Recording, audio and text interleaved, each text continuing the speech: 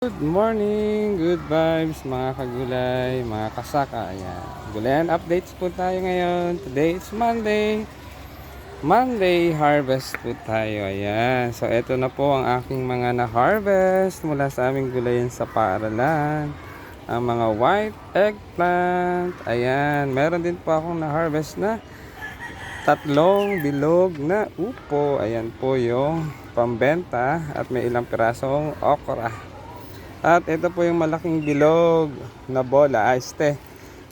Joke po yan. Bilog na upo. Ayan pong dalawa na yan ay aking gagawing binhi. Ayan. Magsiseeds saving po tayo. Ayan.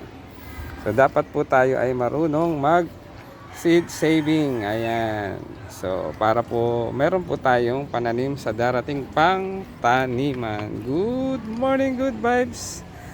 Like and share, comment na rin po sa comment section.